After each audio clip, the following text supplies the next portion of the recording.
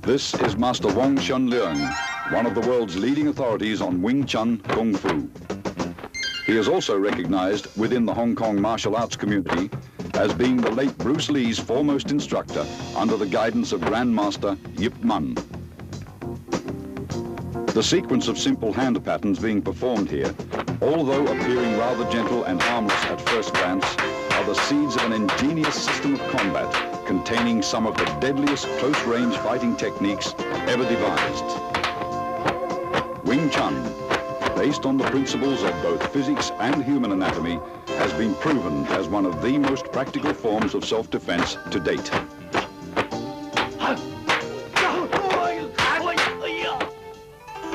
Grandmaster Yip Man was responsible for Wing Chun's world fame. The text you see here, written by him, is the entire history of this southern Chinese system which he introduced to Hong Kong from his native province, Guangdong. The roots of the art go back to the famed Shaolin Monastery, which for centuries was the hub of Chinese martial arts. During the Qing dynasty, Manchu troops killed most of the Shaolin warrior monks and burned down their monastery. Among the few survivors was a Buddhist nun, Ng Moi, who took refuge in the White Crane Temple at Tai Leung Mountain. There, according to legend, she created a system of Kung Fu after being inspired by watching a crane and fox in combat. She then taught her deadly art to a woman, Yim Wing Chun, whom the style has been named after. Yip Man, the fifth-generation master who died in 1972, openly propagated what was once a secret style in order to preserve the art from extinction. His disciple, Bruce Lee, credits Wing Chun for being the basis from which his own modern style, Jeet Kune Do, evolved. The elegant and elusive movements of the crane, as once observed by the ancient Chinese, were imitated and combined with the tiger's fierce attack in combat.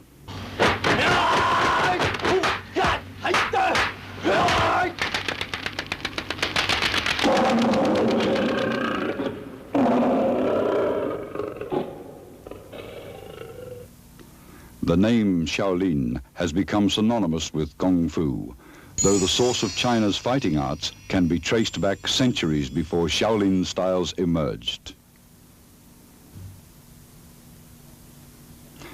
Situated on Sung Mountain in the Honan province is one of China's most famous monasteries.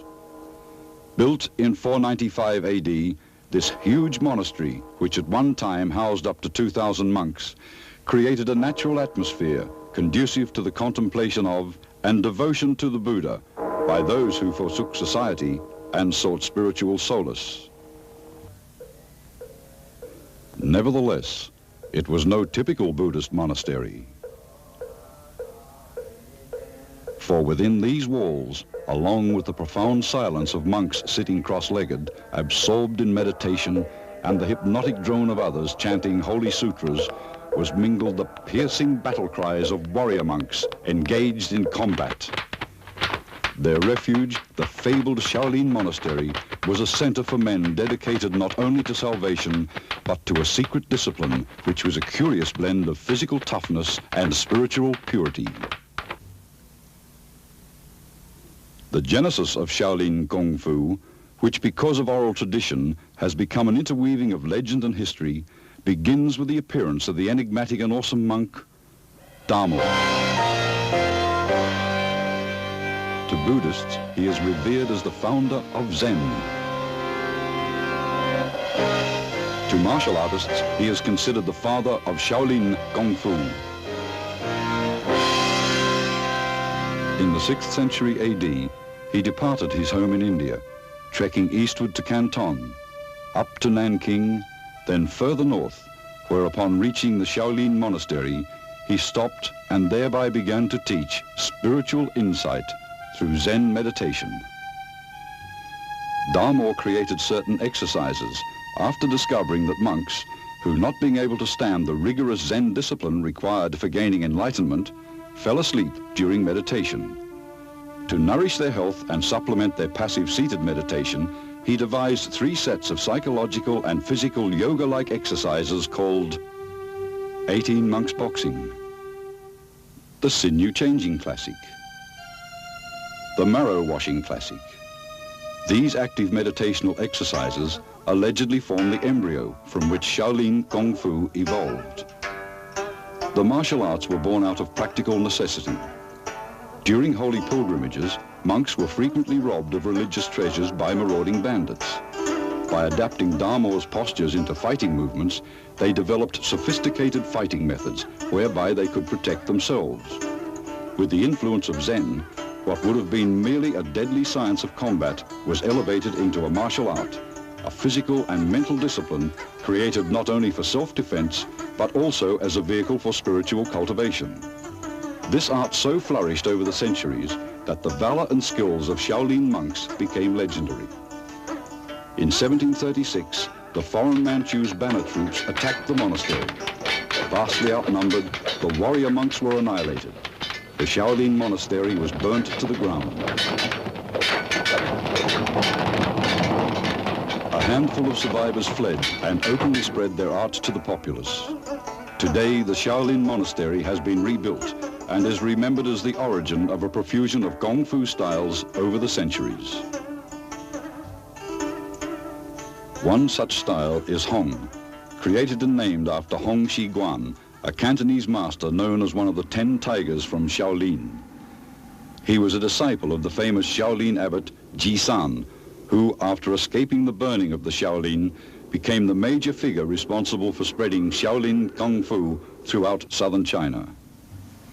Here in Hong Kong, Master Zhou Jiling demonstrates the Hong style's famous tiger and crane form.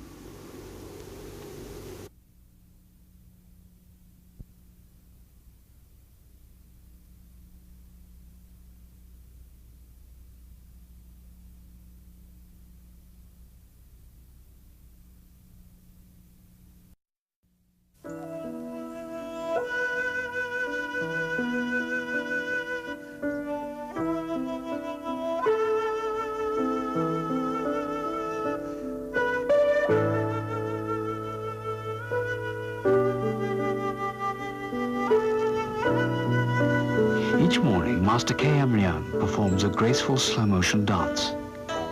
Instead of dancing to music, he dances in silence, a profound silence. This is Tai Chi Chuan, sometimes called shadow boxing, therapy, active meditation, or yoga. In fact, it is all of these and more, for this versatile art not only embraces philosophy and self-defense, but psychology and medicine as well. More simply, Tai Chi Chuan is an ancient Chinese system of exercise for creating harmony of mind and body.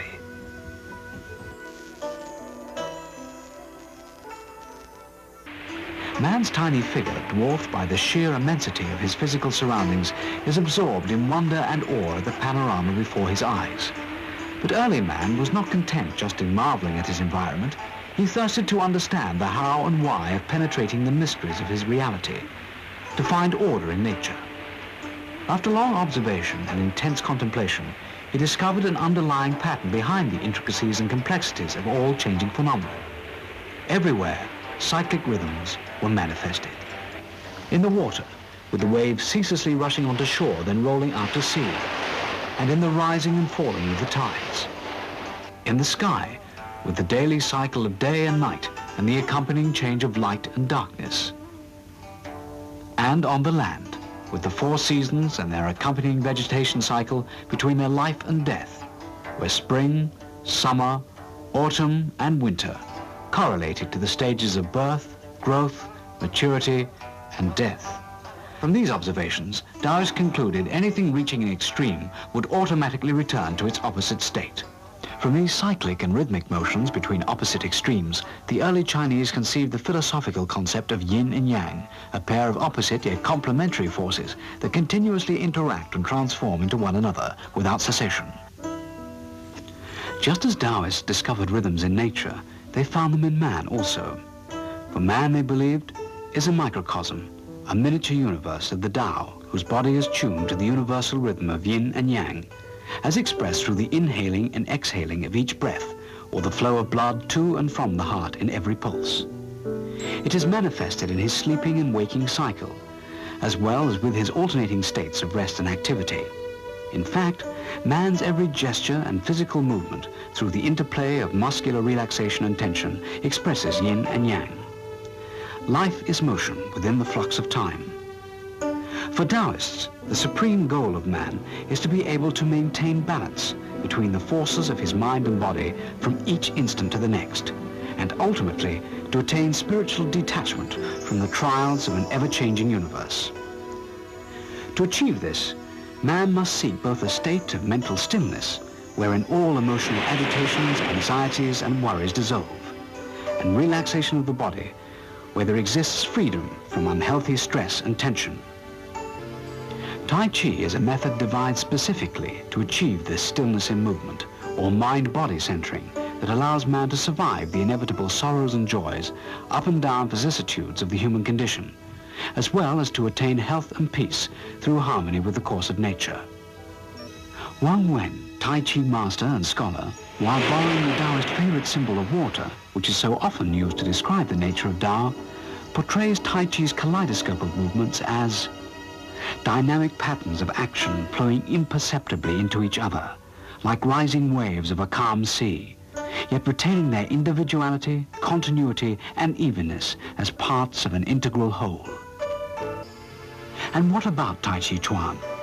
For centuries, Chinese have praised its wondrous health benefits, which World Martial Arts Authority Robert Smith recognizes in declaring, Chinese say that whoever practices Tai Chi correctly and regularly, twice a day over a period of time, will gain the pliability of a child, the health of a lumberjack, and the peace of mind of a sage. Perhaps, in light of recent scientific research, there may be more to this statement than mere verbal extravagance.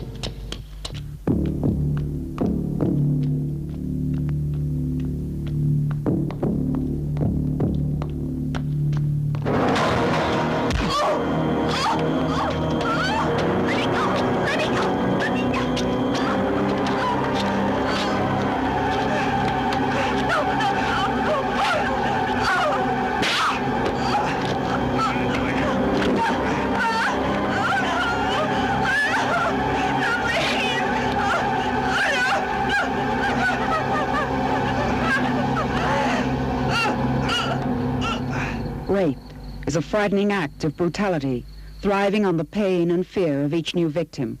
While you have been watching this, a woman somewhere is being raped, and the clock of violence begins to tick faster.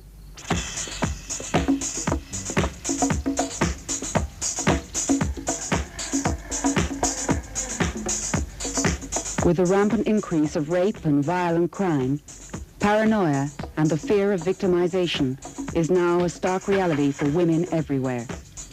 According to the latest statistics published in Time magazine, every 24 minutes a murder is committed somewhere in the U.S.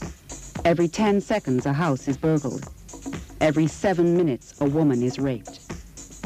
The question is often asked, who is the potential rape victim? Do rapists usually select a particular type of woman to assault?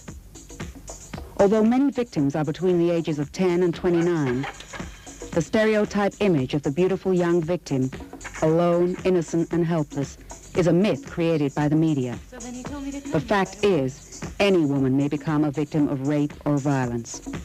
According to crime studies throughout the world, neither physical appearance, race, age, and socioeconomic status, nor place of residence or occupation bear any relationship to the probability of any woman becoming a rape victim.